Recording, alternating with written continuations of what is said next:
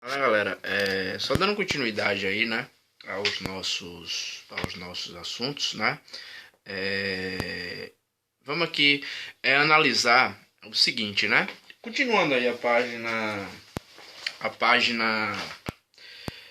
78, né, a gente parou aí na metade da página, a gente falou aí de um processo revolucionário que se iniciava ali, e em 1792, né, é, os escravos dominavam um terço, ou seja, os revoltosos já dominavam ali um terço do país, um terço do Haiti, daquela ilha ali, ela era dominada pelos revoltosos. Então, devido a esse número, a esse domínio, lembre que 87% da população no Haiti, na ilha de São Domingos, era uma população de escravizados africanos, ou seja, é muita gente, e eles já dominavam boa parte do país, esses revoltosos, né? De início, o governo dá alguns direitos a esses revoltosos para, de certa forma, amenizar o problema, né? Amenizar a situação.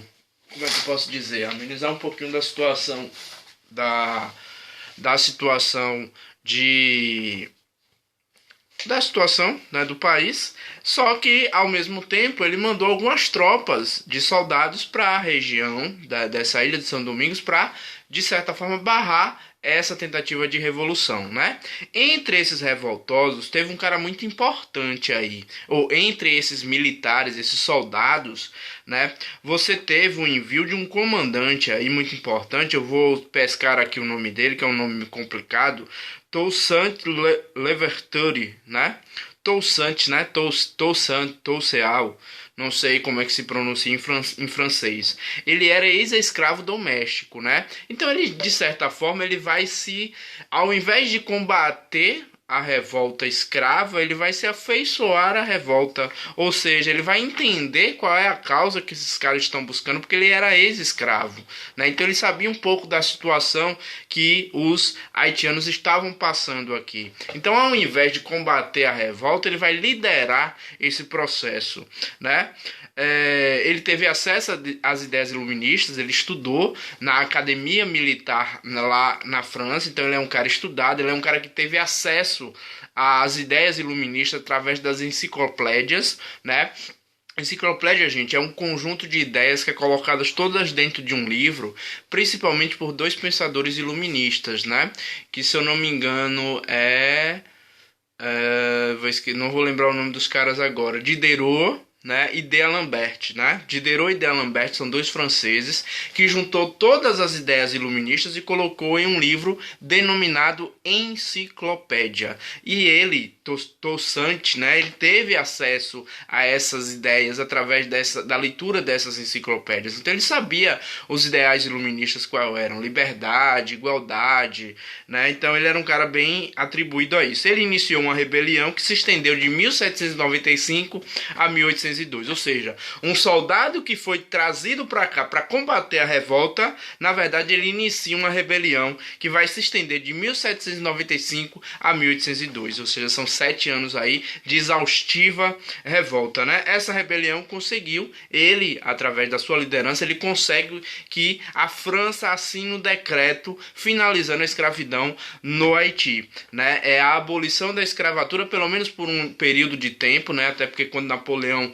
assume lá na França como imperador francês, ele anula esse decreto, mas ele consegue a assinatura desse decreto finalizando a escravidão, né? Ele manteve a ilha como protetorado francês, ou seja, existia uma administração francesa, mas era autogovernado por eles, né? Ou seja, por afrodescendentes e por escravos, por africanos e por afrodescendentes, né? O país já passava a ter um domínio maior, uma liberdade maior. Apesar de ser protetorado francês, ou seja, ainda existia, tinha que dar satisfação à França, mas já se autogovernava, né? Isso é uma grande conquista aí nesse governo de Toussaint, né? Porém, com a chegada de Napoleão ao poder na França, esse decreto foi anulado e Toussaint foi preso e faleceu em 1803, ou seja, Napoleão anula esse decreto de fim da escravidão aqui no Haiti, né, aqui na América, e aí a gente inicia na página 79 o processo de independência, né? Três figuras vão ser muito importantes nesse processo de independência. Eu vou aqui falar o nomezinho deles, né? Que Alexandre Pétion, né, que era mestiço livre, que estudou na Academia Francesa, então tinha acesso às ideias iluministas, né? Você tinha aí também Henri Christophe, né? Alexandre Pétion, Henri Christophe, e o outro aqui talvez o mais radical deles, né? Jean-Jacques Dessalines, né? Que eram ex-escravos. Tanto Dessalines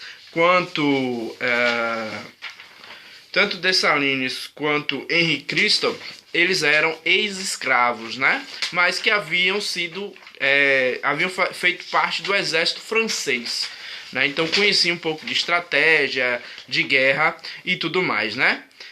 Eles tinham estratégia de guerrilha, ou seja, as estratégias de guerrilha consistem em emboscadas, né? E com isso eles vão ganhando e vão diminuindo o número do exército francês. Eles conseguem ter grandes vitórias aí através da estratégia de guerrilha, né? Além disso, um surto de febre amarela vai dizimar o exército francês. Os franceses tiveram grandes perdas por conta da febre amarela. E isso faz com que a França desista, né? Faz com que eles se retirem, que o exército bata em retirada. E aí, em 1º de janeiro de 1804, o Haiti se torna independente. 1º de janeiro de 1804 é o segundo país na América a se tornar independente. O primeiro é os Estados Unidos em 4 de julho de 1776, né? O segundo é o Haiti em 1º de janeiro de 1804, né?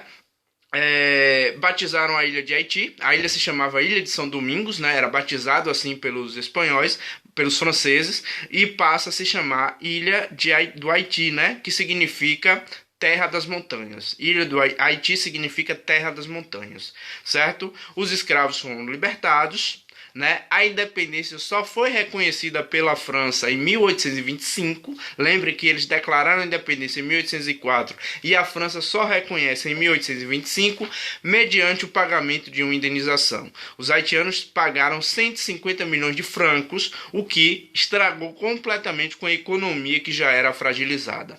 Na verdade, o Haiti teve grandes consequências, terríveis consequências com a sua guerra de independência. A sua produção de açúcar foi totalmente destruída, a sua estrutura para produzir açúcar não existia mais, né? Houve grandes problemas econômicos, né? Houve também uma divisão, uma guerra civil entre esses líderes, esses três que eu citei, né? O Jean-Jacques Dessalines se auto-intitulou imperador, mas depois de 2 anos acabou sendo assassinado, né? Os outros dois também dividiram em sul e norte, e no final disso tudo, o Haiti a ilha de São Domingos acabou sendo dividido. A parte oriental ficou denominada como República Dominicana e a parte ocidental ficou conhecida como República do Haiti. Então hoje essa divisão existe até hoje. Na parte oriental, República Dominicana, na parte ocidental, República do Haiti. E quais foram as consequências disso para os outros países?